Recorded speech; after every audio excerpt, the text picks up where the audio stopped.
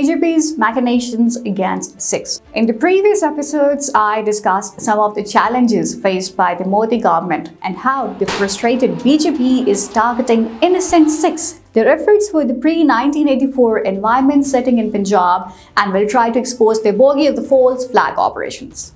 I will put some light on Modi's revenge against farmers, social injustice, and the diminishing trust in the judicial system of India. Today, I will discuss how social injustice and diminishing trust in the judicial system of India is creating not only a split within the Indian security forces, but this operation is leading to violence in the province. I will also expose how RAW is patronizing the drug mafia and why Modi is trying to delay the state elections in Punjab to undermine Sikhs. In the end, I will show how Indians, without putting their own house in order, simply blame Pakistan for all the evils on their land. I am Bakhtaur Mahmood and you're watching Dnow. Split within the Indian security forces, dismissal of the head constable Gagandeep Singh and other Sikhs might be a deliberate effort to reduce the representation of Sikhs in the security forces. Head Constable Gagandeep Singh is one example where he was so much frustrated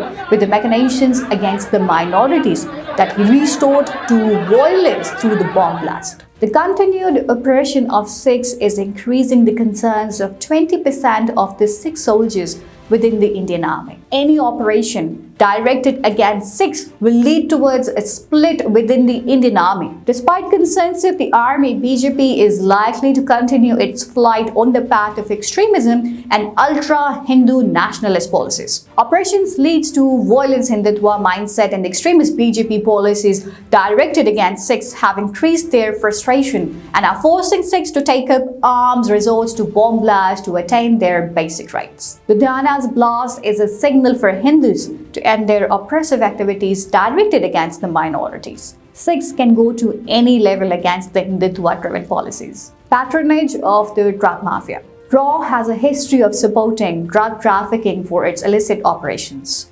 RAW used Gagandeep Singh to defame Sikhs and got him killed.